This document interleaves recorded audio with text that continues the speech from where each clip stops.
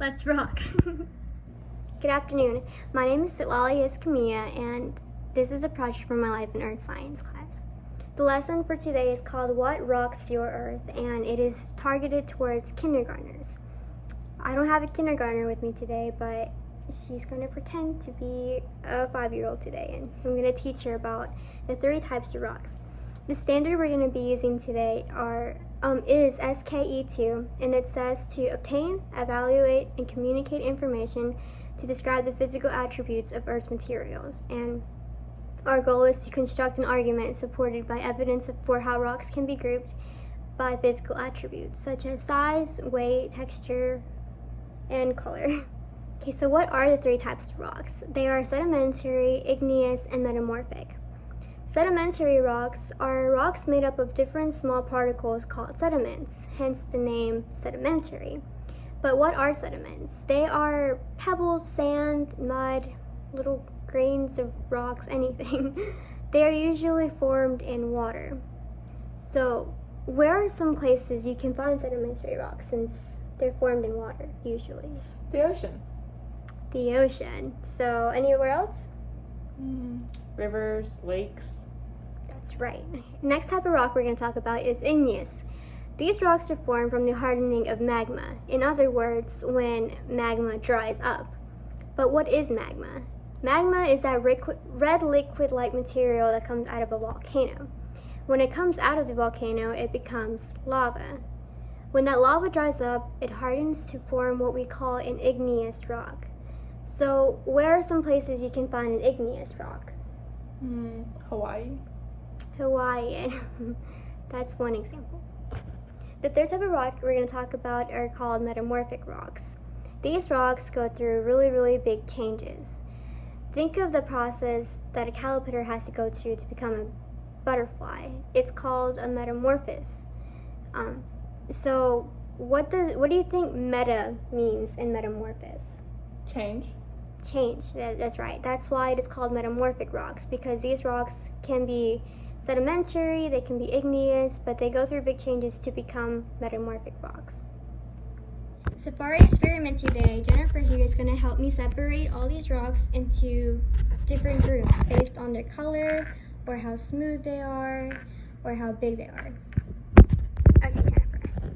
Let's separate these dark ones first.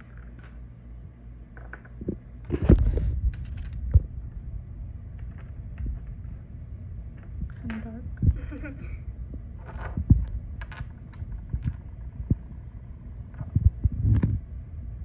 That kind of has like a pink undertone. That's clear.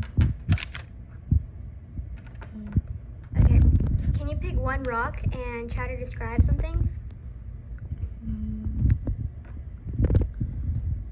It's a pink color, and It's smooth or hard? it has a little rough ridges, but it's overall pretty smooth. Would you describe it as like really hard, soft? Do you think it could break through things, or? I think it's really hard. It could possibly scratch a couple of things, yes. What about this rock? How would you describe this one? I would describe it as shiny, smooth pretty much overall. I think the main thing is that it is really shiny and glittery. And so are a lot of these rocks, like this one. One of my favorite rocks is actually this one. It's in this bag right here. It actually leaves glitter like everywhere. Okay, so Jennifer here did a really good job at separating them based on their color. But it isn't just about separating them by colors that makes them like the same rock, you know? Like just because this one and this one have the same color doesn't mean they're the same thing. Or this one and this one. They have really different colors, but they're actually really similar.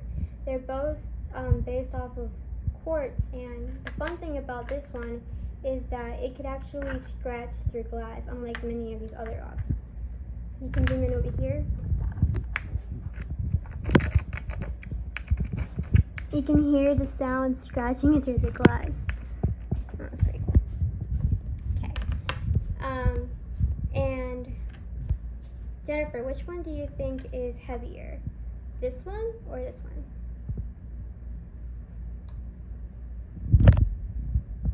this one. Why do you think that is?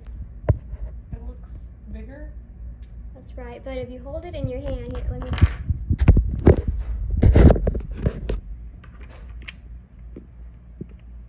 So just because a object is bigger than the other one doesn't mean that it's the same amount of density. So as you can see that one has more density than that one, even though it's a lot smaller. Okay, now since we separated them by color, we can separate them by smoothness or roughness. Okay. So this one feels kind of in between, but it's more smooth. So we'll put that right here. This as well. This is pretty smooth on the bottom. Smooth.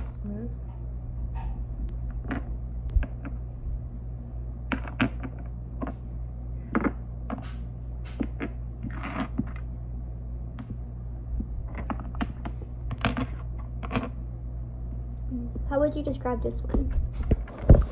Sparkly. Has some gold in it, right? Yes. It also looks really like a lot of rough spots. Really sharp edges on that one.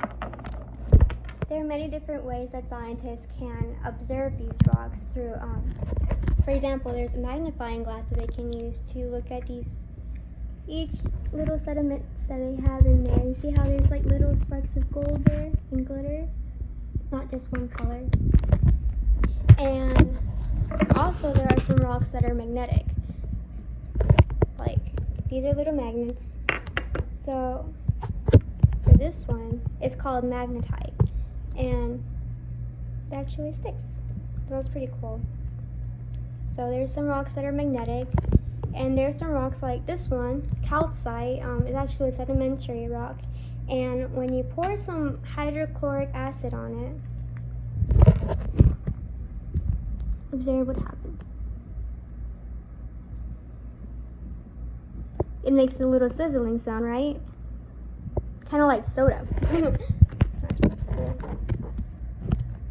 Another interesting thing about rocks is that some have like color coming out of them.